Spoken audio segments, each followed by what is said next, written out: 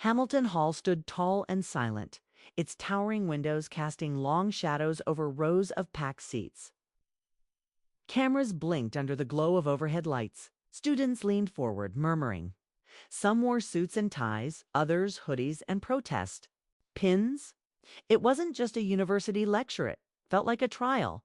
A broadcasted collision of two Americas. Senator John Kennedy entered the auditorium through the side wing. His gray suit was simple, his hair a bit tousled from the autumn wind. Outside, no flashy entourage, just a quiet confidence as he nodded to students and camera crews.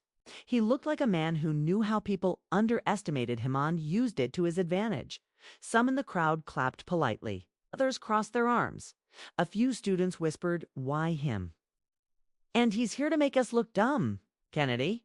Heard none of it tore if he did. He didn't show it. At the center of the stage stood Professor Samuel Whitaker, a sharp-jawed man in a black tailored suit. His silver-streaked hair was slicked back, and his eyes locked onto Kennedy like a chess player waiting for the first mistake. A mathematician by title, Whitaker was better known as a public intellectual, regularly featured on progressive podcasts and op-eds. This was his home turf. He welcomed Kennedy with a smile, tight and cold. Today, Whitaker began, stepping toward a whiteboard. "We merge mathematics with public policy. And what better way to demonstrate the value of logical precision than with a distinguished guest, a man celebrated for his colorful remarks, but rarely for analytical depth." A few chuckles spread through the room. The cameras zoomed in. Kennedy remained still, standing at a tall stool next to a table of bottled water. Whitaker turned, picking up a marker. With swift, elegant strokes, he began writing on the board. If a national debt grows at 5% interest annually and the GDP rises at 2%, at what point does debt surpass sustainability given a $2.4 trillion base and a 60% public to private spending gap? Students' faces stiffened. A few took out notebooks. Others looked confused. "This," Whitaker said, "is not rhetoric. It's reality. Senator Kennedy, your response." A microphone extended toward the senator. He didn't move.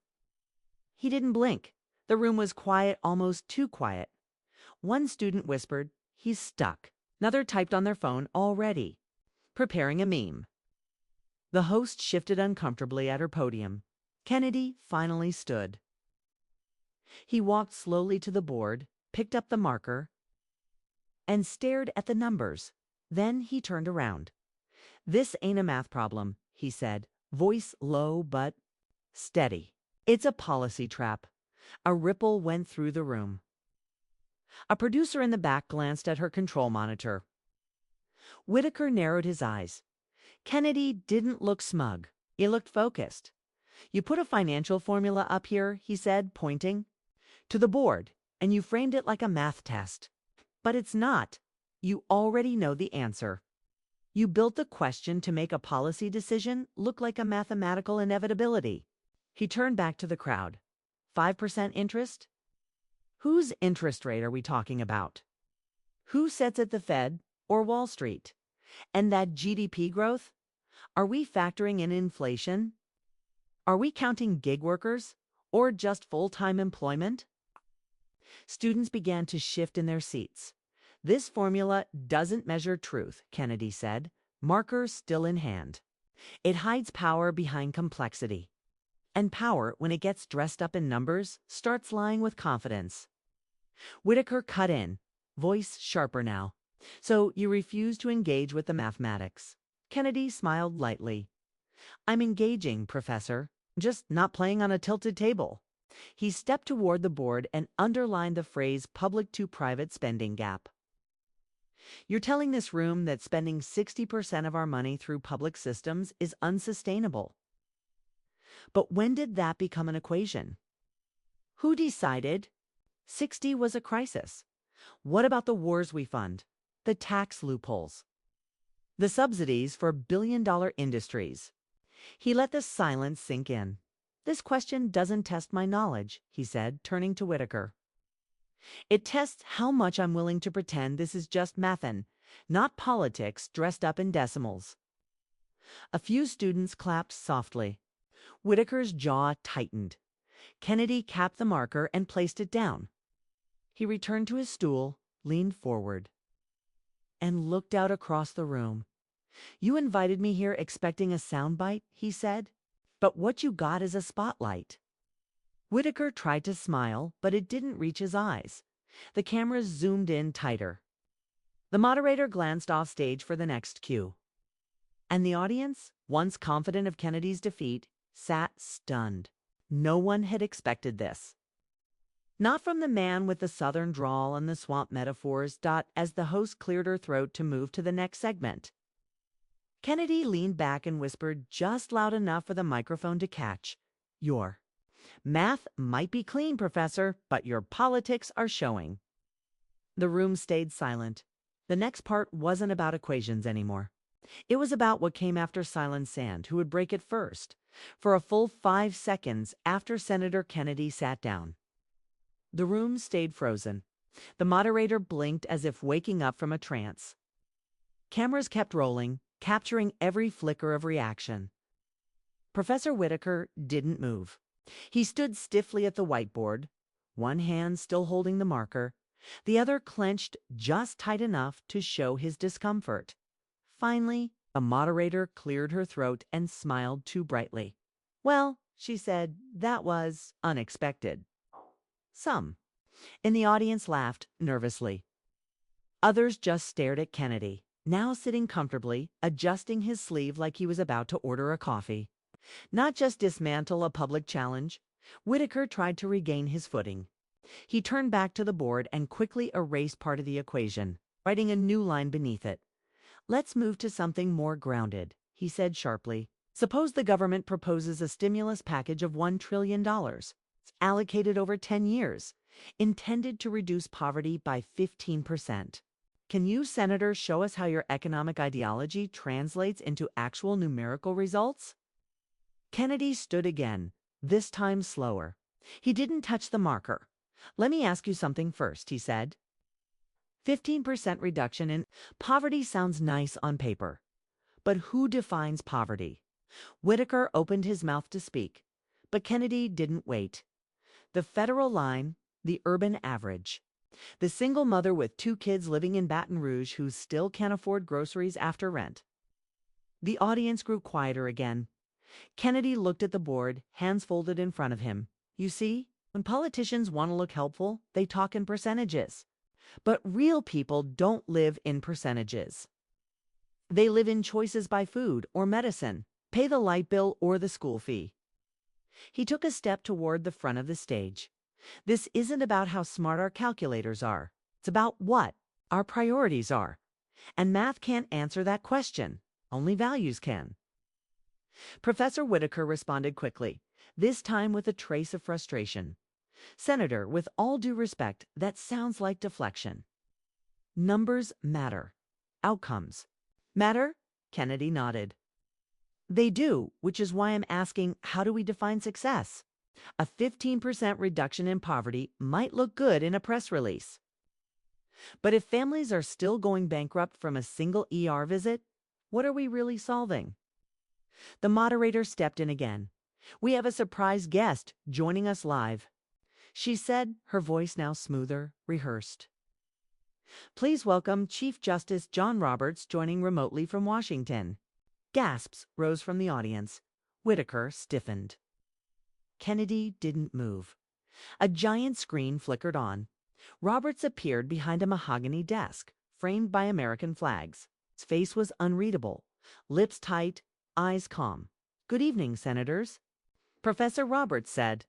"I've been watching." Kennedy tilted his head slightly. He didn't smile, but his eyes sharpened. Roberts continued. "I find the discussion of fiscal modeling and legal interpretations fascinating. Senator Kennedy, do you believe there's a constitutional line between mathematical policy frameworks and legal accountability?" Kennedy stepped back into the spotlight, hands still in his pockets. "Absolutely," he said. "Policy gets written by people. Law limits those people. But when we start using complex equations as a way to dodge legal consequences or hide intent, then we're not being governed by reason. We're being manipulated by models. He walked to the center of the stage. Now, there was a case, 2007, Federal Reserve v. State of Montana. It dealt with redlining and discriminatory lending practices that used income-to-debt ratios to block minority loans. The court said the math wasn't racist, but the policy built around that math absolutely was. Roberts didn't interrupt. I bring that up, Chief Justice Kennedy continued, because it was your opinion that stated, and I quote, numbers, while objective, must be examined within the context of their usage. Otherwise, we risk laundering bias through statistics. A brief pause. Whitaker's face had gone pale. Roberts blinked slowly. That was a footnote, he said. Kennedy smiled faintly. Footnotes are where the truth hides, sir. The audience was no longer divided. They were united in silence. Phones were up. Social media already buzzing. Whitaker spoke again, voice tight. So, are we now questioning the objectivity of data itself, Senator? No, Kennedy said calmly. I'm questioning the illusion that data is enough. That's where you and I differ. You see a spreadsheet? I see a courtroom filled with families. Numbers don't scare me, Professor, but what we choose not to measure. That's terrifying. The moderator tried to lighten the mood. Well, this certainly isn't your average campus Q&A, but no one laughed. Kennedy stepped back to his seat. Roberts still hadn't spoken again. The silence after Kennedy's last words lingered like smoke. On screen, Chief Justice Roberts shifted slightly, then pressed a button on his desk, signaling a technician to mute his feed for the moment. The screen faded to a subtle standby message, but not before viewers caught him leaning back with a deep exhale, his face unreadable. Back on stage, Professor Whitaker walked to his table, poured himself a glass of water, and didn't speak. The audience, sensing the mood change, stayed hushed, waiting, watching, even the cameras usually swiveling to catch reactions. Now held steady on Kennedy. The moderator looked down at her cue cards, hesitant. But before she could speak, Kennedy turned toward her and asked quietly, "May I respond to the justices?" Silence. Her eyebrows raised slightly. "You mean, interpret it?" "No," Kennedy replied, stepping forward again. "I mean, fill it." There was a subtle shifting of chairs across the room. Viewers across the country, watching from there. Couches took note. Something about this wasn't politics anymore. It felt personal now, like a man making peace with his own burden before the nation. "I know why the Chief Justice paused," Kennedy began. "It wasn't about me. It was about memory." He reached into the inside pocket of his jacket. Slowly, deliberately, he pulled out a folded piece of paper, creased and yellowed at the edges. He held it in one hand, letting the weight of silence carry it before he continued. "This," he said, "was written to me by a Louisiana schoolteacher named May Walker. She died last year of heart failure, buried under hospital bills she couldn't afford. She was a math teacher, loved compound equations. She once said numbers gave her comfort because they never lied. But the system that used those numbers? That was a different story." He unfolded the paper. "She wrote to me, 'Senator, I've taught numbers all my life, but I never imagined a formula could be used to deny me insulin.'" The audience went still. "I visited her before she passed," Kennedy said, voice quiet. "She said to me, 'I hope the people who run this country remember that real lives don't come with decimal points.'" He held up the letter, letting everyone see it, though no one could read the words from that far. "And I promised her I'd never forget that." Professor Whitaker finally spoke. "With respect, Senator, emotions don't build budgets." Kennedy turned to him. "No, Professor. But they do tell you who the budget forgets." The moderator, visibly shaken, moved on. "We'll now take a live question from the student body." A hand shot up. A woman in her 20s stood gripping the microphone. Senator Kennedy, she said, if you believe policy should be grounded in human impact. How do we draw the line between storytelling and actual lawmaking? Kennedy nodded thoughtfully. Fair question. He stepped closer to the front of the stage, lowering his voice. Stories aren't laws, but they're the reason laws exist. Our Constitution didn't come from algorithms. It came from revolution, from injustice, from pain. He let the moment sit before continuing. We use numbers to balance budgets, but we use stories to balance power. The student sat down slowly, the weight of his answer settling in. Suddenly, the screen flickered again. Chief Justice Roberts was back.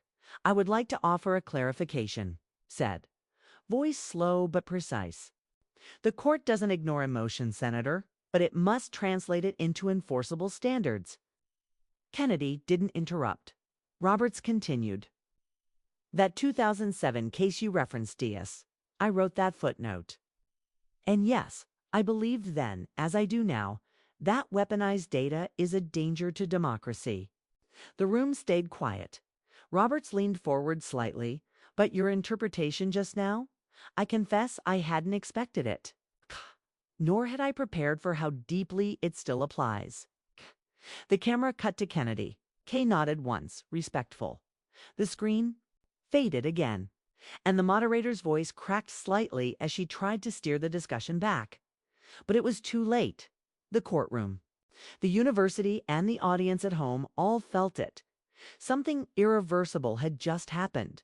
The rest of the event would be remembered. Yes, but what would be played and replayed across networks, social media, and political circles was what Kennedy had just done. He hadn't won an argument.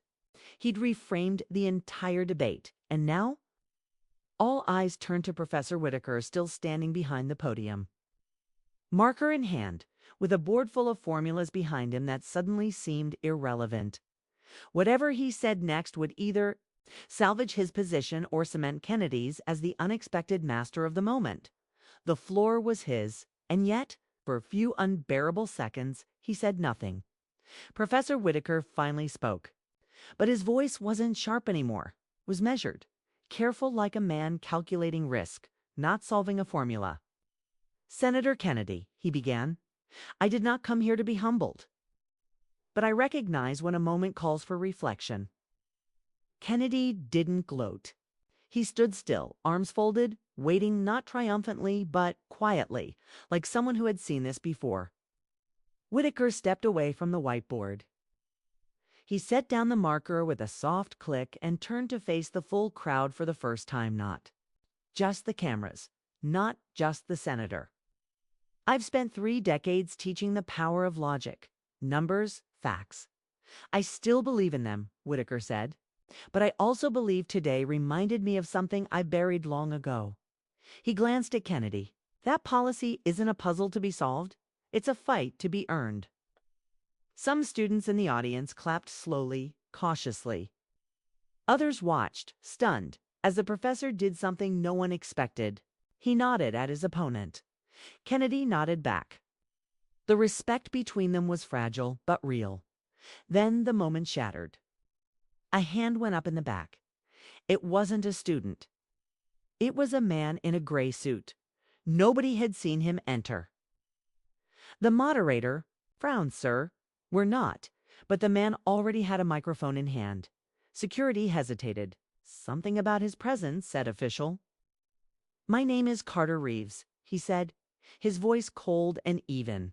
Senior counsel for the Senate Ethics Committee. The entire room shifted. Cameras whipped toward him. Kennedy turned to face him fully. I have a sealed statement, Reeves said. It concerns a private meeting between Senator Kennedy and a classified intelligence review board in 2023. The contents were not disclosed to the public until now. Now the room wasn't just tense, it was locked in panic. Whitaker stepped back. The moderator looked to Kennedy, uncertain. Reeves reached into his briefcase and pulled out a white envelope marked Clearance Level 5. He placed it on the table in front of the moderator. This letter, he said, alleges that the senator used classified knowledge to influence a court vote in Louisiana, specifically one involving environmental policy and offshore interests. Knowledge that was not his to use. Gasps. A. Few shouted whispers. Kennedy didn't flinch. He reached slowly into his coat, again pulling out the folded letter from earlier, the one from the teacher, Miss May Walker. "I'm glad you brought that up," he said coolly, "because that's exactly what I wanted to talk about today." He stepped back into the center of the stage. "But your committee doesn't know," Kennedy said, raising his voice, "is that the classified meeting I attended was requested by the DOJ, not initiated by me. It was about threats to infrastructure safety in the Gulf Coast. It's the same infrastructure that May Walker's school sat next to." He opened the letter again, reading directly from it. "The gas leak in our district is still making our kids sick. No one listens, Senator. I'm sending this because you came to our town. I hope you remember us." He paused, held the letter up. "I didn't leak classified material. I acted. I called the state judge. I told him what the board wouldn't say publicly because he had the authority to block that site, and he did." Kennedy's voice rose. "And you want to bring me up for ethics? Did you tell that to the parents in St. Charles Parish who don't have to bury their kids?" The room erupted, not in chaos but applause. Roaring, thundering, bipartisan. Applause. Students stood. Journalists dropped their pens and reached for phones. The cameras zoomed in. Carter Reeves stood still. The accusation had backfired badly. The moderator, stunned, whispered into her mic, "This ... This is history." On the screen behind them, the live stream counter hit 2.8 million viewers. Within seconds, the hashtag #KennedyTruth was trending on every major platform. Professor Whitaker sat down, looking shaken but not defeated, thoughtful, changed back on camera. Kennedy placed the folded letter next to the sealed envelope. The visual was striking, two kinds of evidence side by side. "I don't regret a single word I said," Kennedy concluded. "And if you think telling the truth outside the walls of a classified room is unethical, maybe it's the walls that are the problem." Dead silence again. It's the kind that happens when no one knows what to say next because the story just rewrote itself. And then, in a distant room, the feed caught something unexpected. Judge John Roberts, watching from a secure line, slowly removed his glasses, smiled. Inside the Westford University auditorium, the noise refused to die down. The applause had ended, but a deeper tension remained. Reporters whispered into phones. Students typed furiously on laptops. Producers at news networks across the country shouted into earpieces, "Keep the feed live, don't cut. Something's happening." Senator Kennedy stood alone in the center of the stage. The spotlight made his gray suit glow faintly against the dark floor. He adjusted his mic one last time, scanning the faces before him not with pride, but with a kind of heavy awareness. He had just defused a political grenade. Now, everyone was waiting to see what he would do next. Behind him, Carter Reeves, from the Senate Ethics Committee, still stood, pale but composed, fingers clenched around his briefcase. He hadn't moved since Kennedy's final blow. Whatever power he thought he had entered the room with, it was gone. The moderator cleared her throat. "Senator Kennedy, we can take a final audience question before we close this event." Kennedy looked to the crowd, then pointed. "You." The mic traveled down the row. A young woman in a denim jacket took it nervously. She spoke without smiling. "My name's Rosa Camacho. My dad worked offshore in Louisiana. He died in the 2023 Port Isabel leak. The case disappeared. The company paid fines, but no arrests. We never got a real answer." She paused. Her voice cracked just slightly. "Did you see the reports in that classified meeting? Did they mention Port Isabel?" The room fell. Completely silent again. Even the camera crews froze. Kennedy's face changed. Not guilt. Not hesitation, recognition. He stepped forward. Yes, he said quietly. It was the first case in the folder. The board said releasing the information would hurt us energy interests. They told me it wasn't political, that it was pragmatic. He looked Rosa straight in the eyes. But your father's name was highlighted in yellow, and I never forgot it. Rosa sat back, hands over her mouth. A friend beside her held her shoulders. The auditorium, already tense, now felt like it was holding its breath. I couldn't leak the file, Kennedy continued. But I could stop a repeat. That's why I acted. That's why I called that judge. In a distant broadcast studio, pundits spoke into their microphones with stunned tones. What we're witnessing, one analyst said, isn't just a defense. It's a doctrine. Suddenly, the screen on stage lit up. A remote feed activated. The image came through distorted at first, but the face that appeared was unmistakable. Chief Justice John Roberts. He didn't smile this time. He looked grave. Senator Kennedy, Roberts said, I've just spoken to the Senate Judiciary. Staff, we will be requesting the full ethics review file from Mr. Reeves. Carter Reeves twitched, but said nothing. Roberts continued, his voice sharp now. And I will personally appoint a nonpartisan federal observer to verify your account. He paused.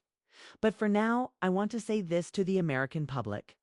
The camera zoomed in on his face.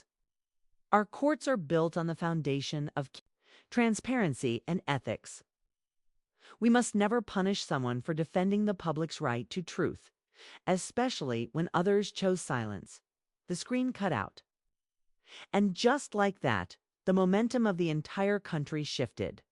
News banners rolled across TV stations. Kennedy cleared Ethics Committee under review. Chief Justice backs Senator's actions. New investigation launched into Port Isabel case back on stage. The moderator, visibly shaken, turned to wrap up the event. But before she could speak, Kennedy leaned to the mic one last time. There's one thing I learned a long time ago in this business, he said slowly. You can out-talk a reporter. You can outmaneuver a lobbyist. But you can't outrun a mother with a truth to tell. He turned to Rosa. Thank you for your question and your father's service. Applause again, but this time it wasn't loud or chaotic. It was steady, measured, respectful. The kind of applause given to someone who just told the truth in a room that didn't expect to hear it. Kennedy stepped off the stage. He disappeared backstage. Journalists rushed forward, not to question, but to follow. Because wherever he was going next, the story wasn't over. It was just beginning. Dramatic revelation as consequences rippled through Washington. The media and hidden corners of the justice system. The tone remains intense, suspenseful, and journalistic, written in simple but impactful English. Inside, the Capitol, the marble walls echoed with footsteps and whispers. It had been less than 24 hours since Senator Kennedy's courtroom defense exploded across national television. But Washington had already started shifting. In a sealed chamber beneath the Senate Judiciary wing, 3 senior aides huddled around a speakerphone. The line was scrambled, the voice on the other end calm but commanding. We underestimated him, said the voice. And worse, we underestimated the reaction. The aides exchanged uneasy glances. One of them, M.S. Keller, a sharp former DOJ liaison, leaned forward. What's the play now? There was silence for a moment. Then the voice replied, delay, distract, deny. And then it clicked off. Upstairs, the Senate floor buzzed. Papers were shuffled faster than usual. Whispers grew sharper. The Ethics Committee, once confident in their probe against Kennedy, was now under investigation themselves. Leaks from internal documents had already started flooding the press. A New York Times headline read, Inside the files, Ethics Council linked to energy lobby, but it wasn't just a PR disaster. It was something deeper, something darker. Meanwhile, Senator Kennedy stood on the steps of the Capitol, facing a sea of cameras. He wore the same suit from the Westford debate, the same tired but calm expression. Reporters shouted over one another, "Senator, will you testify against the committee? Do you think Judge Roberts is protecting you?" What exactly was in the classified report? Kennedy raised a hand. They fell silent. "Ladies and gentlemen," he said, "this isn't about me. It's about who controls the story in this country, who gets silenced when they tell it." He held up a small black USB stick. "This contains the redacted version of the Port Isabel Environmental Report. The version the DOJ prepared for press but never released. I'll be entering it into the congressional record tonight." Gasps. Phones lit up. Newsrooms exploded with breaking alerts. But something happened that no one expected. A shadow moved behind Kennedy. A woman in a dark coat stepped forward and handed him a folded note. Security moved in, but Kennedy signaled too. "Let her pass." The woman disappeared into the crowd as quickly as she had come. Kennedy opened the note slowly. 4 lines, handwritten in neat cursive. "You're not wrong about Port Isabel, but it goes deeper. The documents were edited. Check the October.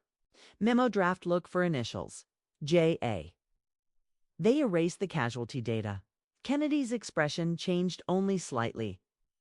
But those who knew him recognized it. Not fear, not surprise. Recognition. Back inside, his team of aides scrambled to pull archived memos from the Energy Subcommittee. A junior staffer found the October draft within minutes. The PDF file loaded slowly, but the metadata told the real story. Last edited by J.A. Timestamp, 2:14 a.m. location. Private network, Federal Building 6. Who was J.A.? Why were deaths erased from a government report? The room froze again. Then the junior staffer whispered, "Senator." "That's Judge Ashton." From Louisiana, Judge Ashton.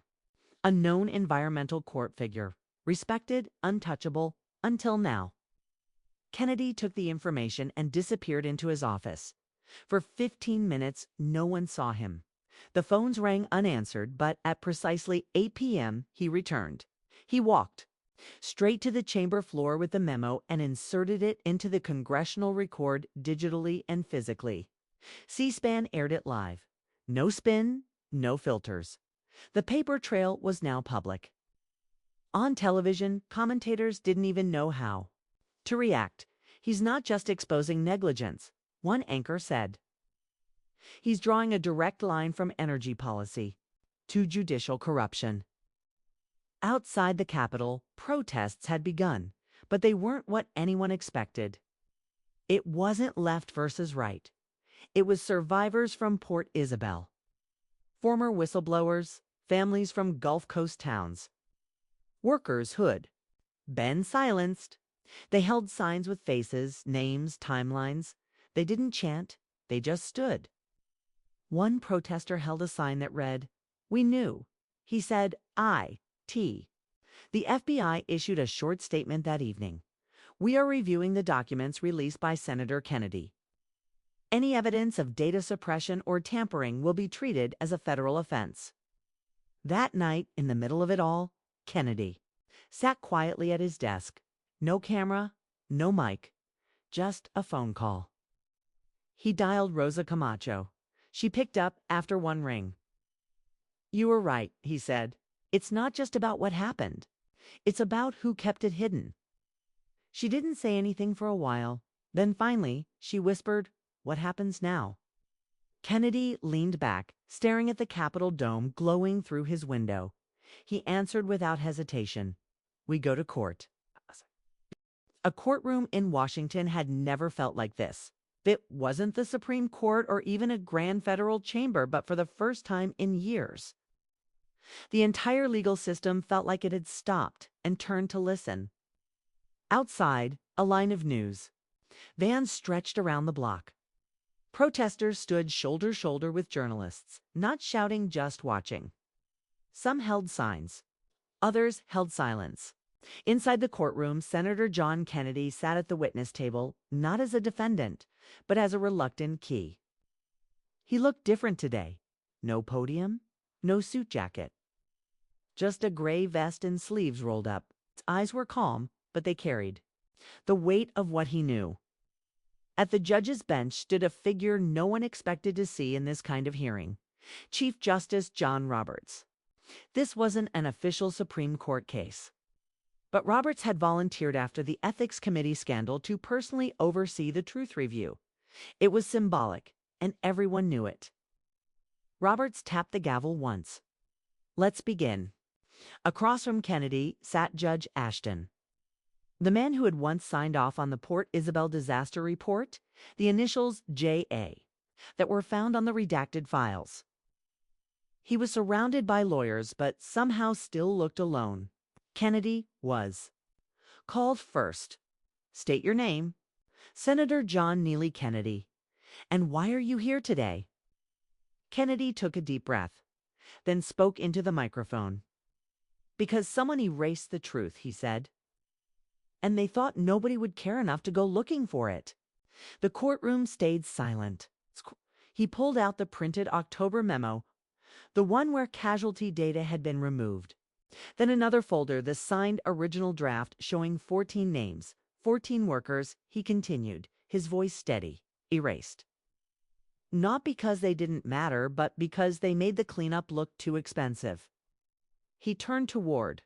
Ashton, you signed off on that version under pressure. Maybe, but pressure doesn't excuse cover-ups. Ashton didn't respond, but the lawyers behind him whispered fast, shifting in their chairs. Then came Rosa. She was not a politician, not a lawyer, but she was the turning point. They called her to the witness stand. She looked nervous, but strong. My father died at Port Isabel. He wasn't just a casualty, he was a dad, a husband, a man who believed in the system. Her voice cracked. I watched my mom wait for justice. We never got it until now. Roberts looked at her quietly for a long time, then nodded. The next to ours were a wave of facts, files, and questions. Whistleblowers testified. A retired Energy Board executive admitted they were told to delay environmental disclosures until after the election. A media consultant confessed that reports were scrubbed for tone. But the most damning moment came when a young analyst from the DOJ confirmed that Judge Ashton had personally ordered the revision of the report. Without telling the victims' families, gasps rippled through the room, and then silence. Roberts stood. We have heard enough to determine that judicial misconduct occurred in the handling of the Port Isabel case. He looked toward Ashton. You will be placed under review pending formal charges. Ashton stood slowly, his face blank. It was done, but that wasn't the end. As Kennedy gathered his files, Roberts called his name. Senator Kennedy turned. You did not have to come forward, Roberts said. But you did. And in doing so, you've reminded this institution what public service should look like. Kennedy only nodded. I didn't do it for applause, Chief. I did it because nobody else would. That night, the story went global. Justice at last. Port Isabel families speak out. Kennedy's stand echoes through Washington. Judiciary reforms now on the table on social media. People from both sides of the aisle shared the same clip: Kennedy holding up the memo, saying, softly, 14 names, 14 lives. Somebody even made a mural in Baton Rouge, a giant painting of Rosa and Kennedy with the words, "Truth doesn't vanish." Waits. Back in Louisiana, Kennedy walked quietly along a levee, the Mississippi River rolling beside him. Reporters called, emails poured in. But for the first time in weeks, he turned off his phone. He stared at the horizon. It had spoken the truth. The system had heard it, and now the country had a choice: to go back to silence or keep digging deeper. Because truth once spoken has a habit of echoing long after the microphones are gone.